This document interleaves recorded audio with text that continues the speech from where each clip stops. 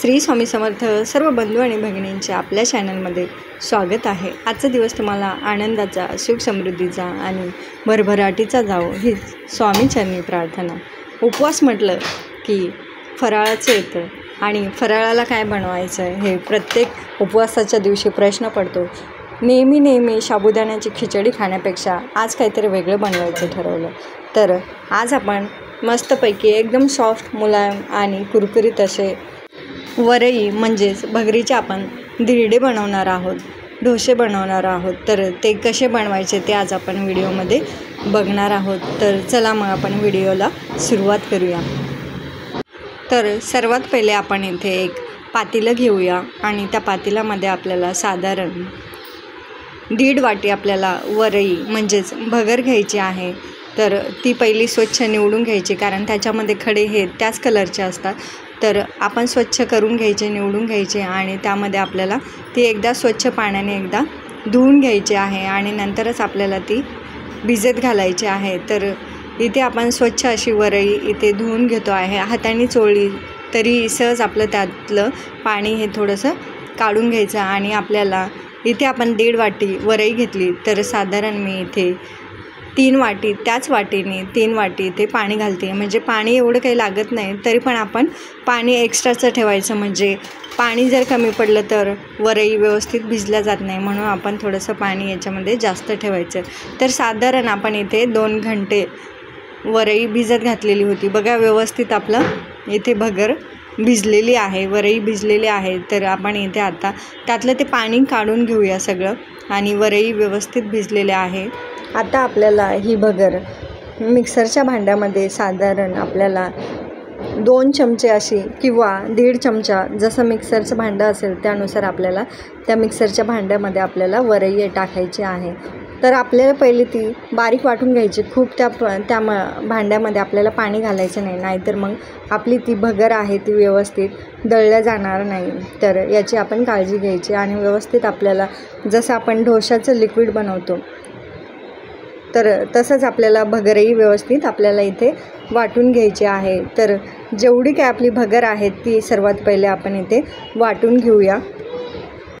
आपण जी काही भगर वाटली आहे तर ती आपल्याला एका मोठ्या बाउलमध्ये काढून घ्यायचं आहे, कारण त्याची लिक्विड ही क्वांटिटी असते। तर आपल्याला थोडंसं शक्यतो मोठंच भांडं घ्यायचं आणि त्याच्यामध्ये आपल्याला अजून काही गोष्टी ॲड करायच्या आहे, म्हणून मी त्या भांड्यात त्याला काढून घेतलं आणि जी काही उरलेली आपली भगर आहे ती मिक्सरच्या भांड्यात लगेच वाटून घ्यायची आहे।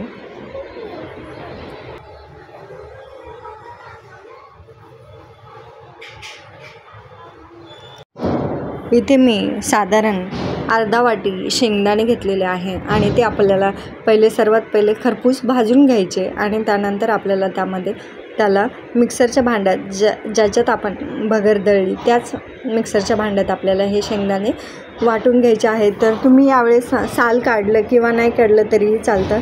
आणि इथे आपण आता मिक्सरच्या भांड्यामध्ये जेवढे काही शेंगदाणे होते साधारण अर्धा वाटी, तर ते शेंगदाणे घेतलेले आहे आणि आपल्याला तिखट ज्याप्रमाणे पाहिजे असेल, तुम्ही लाल तिखटही टाकू शकता किंवा हिरवी मिरचीही टाकू शकता। तर इथे मी साधारण 3 ते 4 हिरवी मिरची घेतलेली आहे आणि त्याला आपल्याला व्यवस्थित वाटून घ्यायचं। तर पहिले मी त्याला फक्त बिना पाण्याचं वाटून घेतलं आणि त्यानंतर आपल्याला याच्यामध्ये थोडंसं पाणी घालून आपल्याला याला व्यवस्थित बारीक करून घ्यायचं आहे।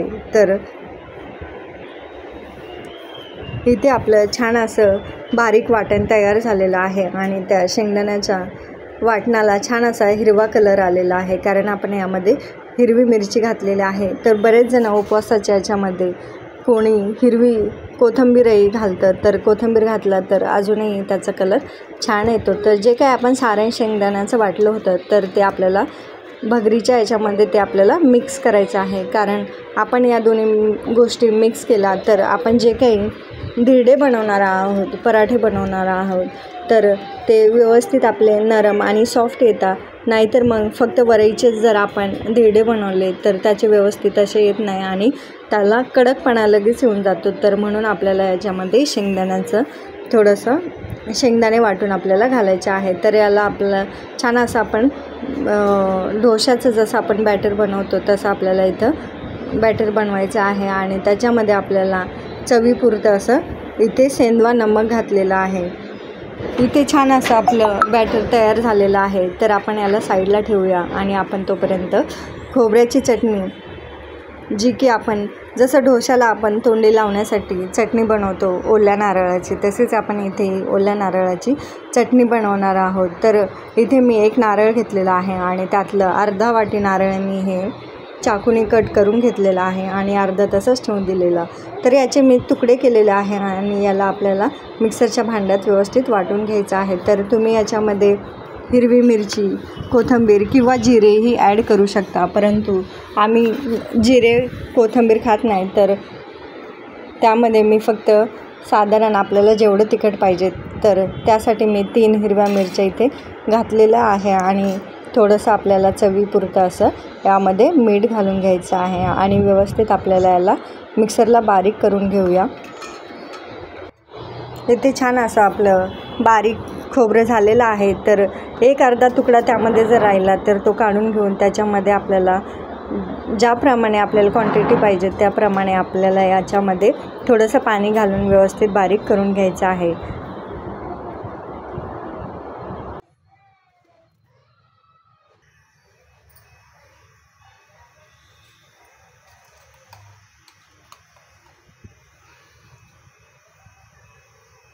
इथे छान अशी आपली खोबऱ्याची चटणी तयार झालेली आहे आणि आपण आता याला एका भांड्यामध्ये काढून घेऊया. तुम्हाला जर याला तुपाची जरी फोडणी द्यायची असेल किंवा शेंगदाण्याच्या तेलाची फोडणी द्यायची असेल तर तुम्ही याला तडका देऊ शकता. आणि नसेल जर तुम्हाला द्यायचं तर तुम्ही असंही खाल्लं तरी खूप छान टेस्ट लागते. तर एकदा नक्की ट्राय करून बघा अशी चटणी. इथे झटपट अशी आपली खोबऱ्याची चटणी तयार झालेली आहे. आणि जे काही मिक्सरच्या झाकणालाही बरीचशी चटणी खोबरं हे चिटकलेलं असतं तेही आपण याच्यामध्ये मिक्स करून घ्यायचं, कारण झाकणाच्या याला थोडंसं जाड वाटण हे चिटकलेलं असतं. जसं मिक्सरच्या खालच्या भांड्यामध्ये बारीक होतं तसं ते वरच्या झाकणाचं वरती चिटकून राहिल्यामुळे दळलं जात नाही. तर तेही त्याच्यात व्यवस्थित मस्त मिक्स करून घ्यायचं आणि इथे आपली चटणी छान अशी तयार झालेली आहे. तर आपण आता आपलं जे काही भगरीचं सारण भिजत होतं तर ते आपण आता इथे तयार करायला घेऊया डोसे. तर इथे मी एक पॅन ठेवलेला आहे. तर तुम्ही साधा नॉर्मल तवा घेतला तरीही चालतो. तर इथे जे काही तुम्हाला बटर असेल किंवा तूप असेल किंवा मग शेंगदाण्याचं तेल असेल तर ते कोणतीही तुम्ही गोष्ट इथे वापरू शकता. तर आपण जसे डोसे बनवतो तांदळाचे त्याप्रमाणे आपल्याला इथे 1 चमचा सारण घेऊन त्या तव्यावरती आपल्याला व्यवस्थित पसरून घ्यायचं आहे आणि याच्यावरती आपल्याला साधारण थोडंसं झाकण ठेवायचं आहे. तर झाकण ठेवल्याने काय होईल तर वरती त्याला कडकपणा येणार नाही आणि सुकल्यासारखं होणार नाही, कारण त्याची वाफी त्या डोशाला लागते आणि त्याला सॉफ्टपणा येतो. असा ड्रायपणा दिसत नाही. एकदम व्यवस्थित डोसा आपला इथे खालची साईड व्यवस्थित भाजून घ्यायची, म्हणजे डोसा आपला व्यवस्थित काढता येईल किंवा आपल्याला तो पलटता येईल तव्याने. नाहीतर मग तो व्यवस्थित खालची साईड जर भाजली नसेल तर तो तुटेल. तर तुटणार नाही याची आपल्याला काळजी घ्यायची आणि व्यवस्थित आपल्याला त्याला डोशासारखंच पलटी करवायची आणि दोन्ही बाजूनी आपल्याला त्याला तूप लावून व्यवस्थित भाजून घ्यायचं. आणि तुम्ही बघा, तुम्हाला इथे दिसत असेल की छान असं सुंदर जसं आपलं डोशाला जाळी पडते आणि त्याचा ब्राऊन कलर होतो तसंच आपल्याही इथे वरईच्या डोशाला छान असा ब्राऊन कलर आलेला आहे आणि जाळी सुंदर पडलेली आहे. तर आपण याला तूप लावलं आणि त्याची चव अजूनच रुचकर होईल, टेस्टी होईल. तर त्यासाठी आपण दोन्ही साईडलाही व्यवस्थित छान असं तूप किंवा बटर लावून त्याला व्यवस्थित आपण भाजून घ्यायचा. आणि इथे आपले छान असे सुंदर कुरकुरीत असे वरईचे डोसे तयार झालेले आहे. तर तुम्ही नक्की ट्राय करा आणि कमेंट करून सांगा की तुम्हाला डोसे कसे वाटले, किंवा तुम्ही करून बघा आणि त्याची चव घ्या आणि मला नक्की कमेंट करून सांगा. जर तुम्हाला व्हिडिओ आवडला असेल तर नक्की लाईक, शेअर आणि सबस्क्राईब करा. धन्यवाद. श्री स्वामी समर्थ.